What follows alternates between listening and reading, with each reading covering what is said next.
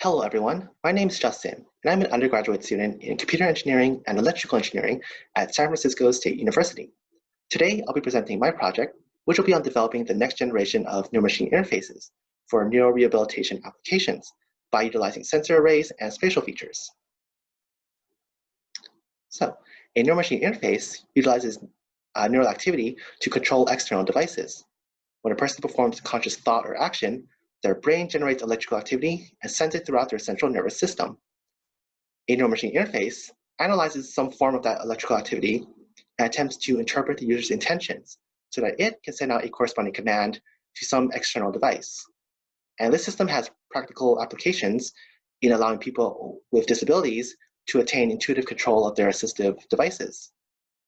Some external applications that have been developed to utilize the system include motorized wheelchairs, virtual reality games, and prosthetic limbs. For my project, I'll be mainly focusing on analyzing the neural activity used to control forearm muscles and how that can be used to control a robotic arm. So, when muscles receive neural activity, they generate electrical signals in the form of EMG. And in this slide, I'll be summarizing the general software architecture of a neural machine interface that utilizes EMG to control an external robotic device. There are a variety of electrode setups that can be used to collect EMG from forearm muscles. And this data can be sent into a neural machine interface where it's collected and then segmented into sliding analysis windows. Within each analysis window, features will be extracted to characterize the signals. The purpose of this step is to extract meaningful information from this EMG data and to also identify unique patterns that appear when different hand gestures are being performed. And my research will mainly focus on this step in the process. In the next step, these features will be taken to train a machine learning algorithm to associate certain patterns and features with different hand gestures. That way, when you input new features into the trained model, it will be able to predict your current hand gesture and thus output a corresponding command. And with that background information, this leads me to my objectives for this project, which is to improve the recognition accuracies in the next generation of neural machine interfaces, which we collect EMG data from large arrays of electrode sensors. On the slide, you'll see an example of a standard electrode sensor and a high-density grid of electrode contacts. In a standard EMG collection approach, you would take these standard electrode sensors and place them on targeted muscles on your forearm. However, this approach isn't feasible outside of lab settings. It's cumbersome to set up, and it's not effective for people with missing or damaged muscles. But with the development of more advanced processors, it's becoming more feasible to take these electrode sensors and form arrays that wrap around the arm. The advantage in this approach is that it's able to collect more neuromuscular information from a wider variety of muscles, and it's also easier to set up. However, the disadvantage is that now we're collecting a lot of data and setting it into our neural machine interface.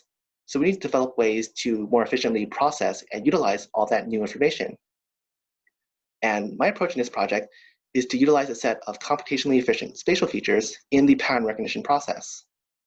These features have a low computational cost to derive, so they can be quickly extracted from large data sets. In addition, these features represent the spatial and temporal characteristics of the electrical activity that's traveling throughout your forearm muscles. As a result, they can capture unique characteristics that are very beneficial in determining which hand gesture you're performing. And these patterns and characteristics become much more complex and more effective when larger sensor arrays are utilized to collect data.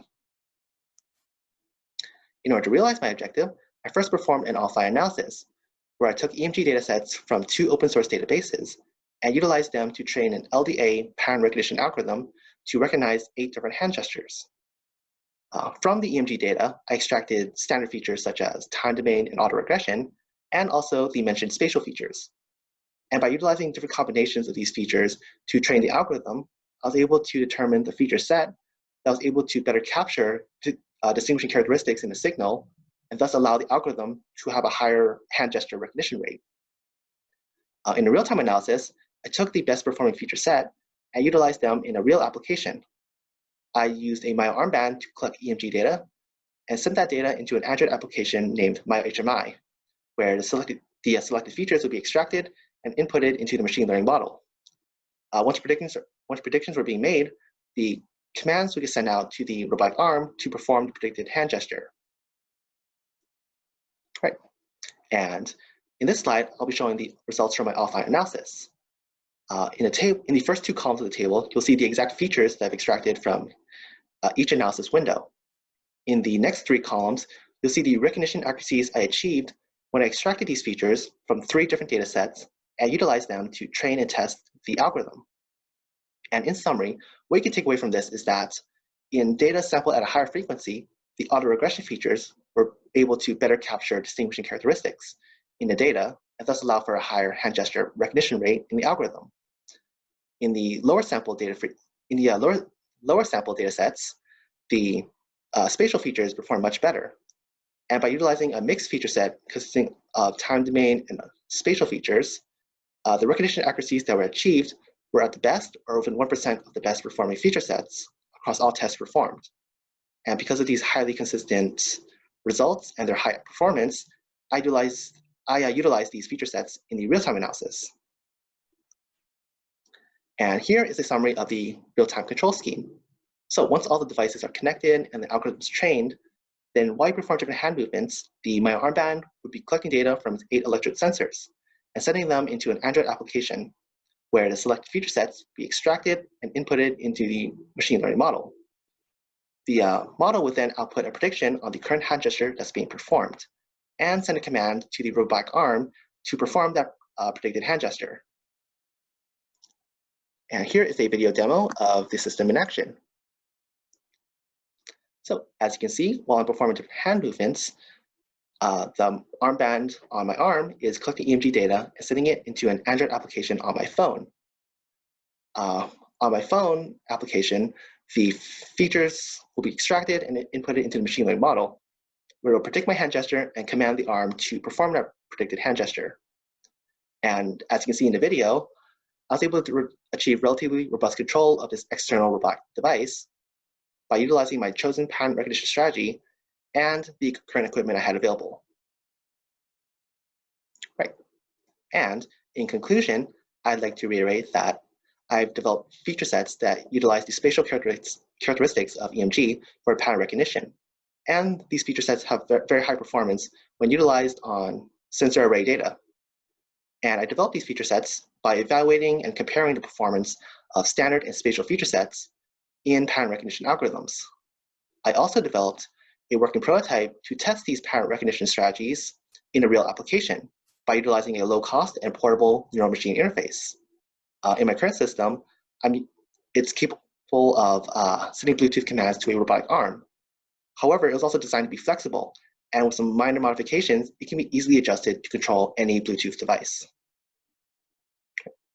In the future, I plan on improving the current design of my neural-machine interface.